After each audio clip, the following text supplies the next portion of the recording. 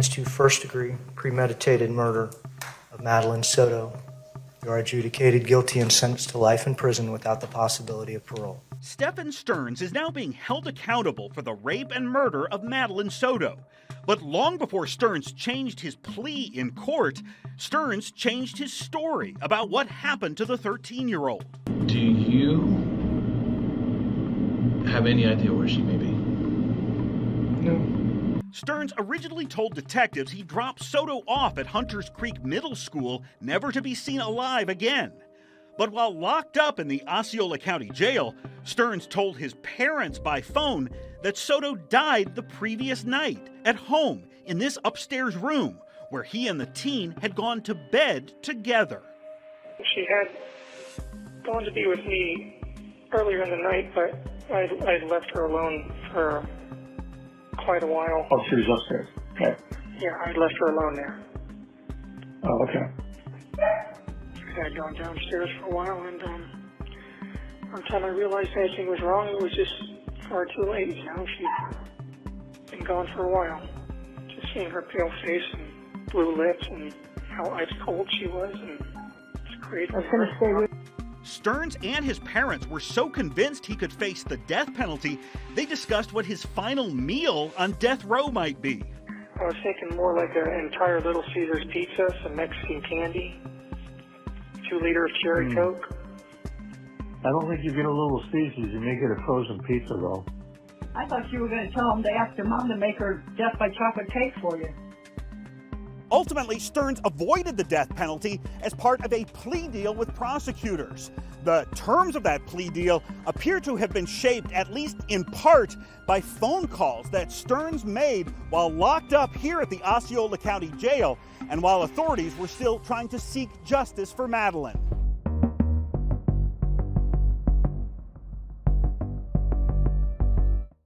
Stephan Sterns now publicly admits he raped Madeline Soto for years. How do you plead?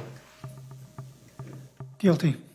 While talking with his parents more than a year earlier, Sterns acknowledged that prosecutors had strong evidence of him committing sex crimes. The murder charge aside, I mean, you're pretty much on the other side.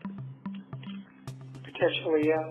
Investigators say they found images on Sterns' cell phone and Google account that showed him raping Soto starting when she was as young as 8 years old. Strictly speaking, I'm not actually into younger people like that. As you know, I don't even like most kids, so it's just hard to feel a generalized attraction towards any of them. Was it just her, or was it other people as well? I can't get into specific details, but no, it was not a thing with anybody. It was. Florida law requires authorities to redact the name of sexual abuse victims. That's why you're not hearing Madeline Soto's name in those jail audio recordings. Now, Sterns told his parents that the teen may have been attracted to him and that her mother allegedly knew about it. She was aware that she had certain feelings towards me. Yeah. Well, then why was she considering there to sleep with you? She used to joke about it, call it an Electra complex. Electra complex refers to a female character in Greek mythology who competed with her mother for her father's affection. Jennifer Soto admitted to detectives she was worried her daughter might someday run away with Sterns. I told him, that was my biggest fear, and I don't ever want that happening.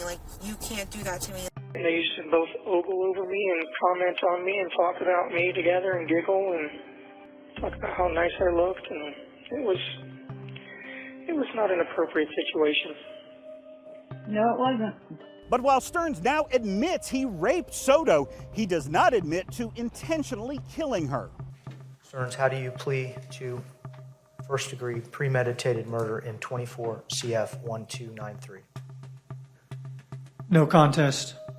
By pleading no contest, Sterns refused to accept responsibility for intentionally taking Soto's life. That plea is consistent with phone conversations Sterns had with his parents.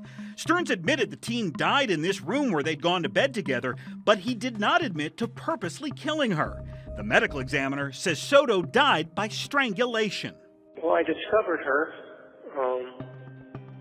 in the state that she was in after everything was said and done. So I mean, obviously I can't get into detail, but no, I was not aware that she had passed on.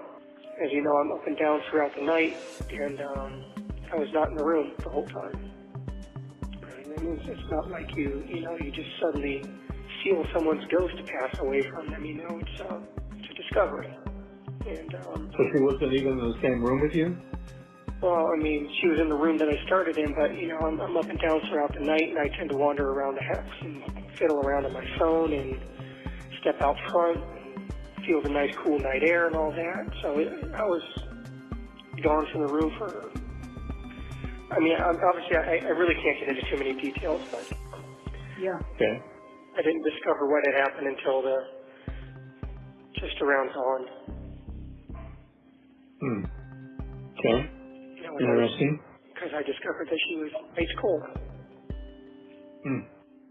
Well, all I can say, Stephan, is that my heart breaks for you because I know that's something that you never would have done and never would have wanted to have done to her.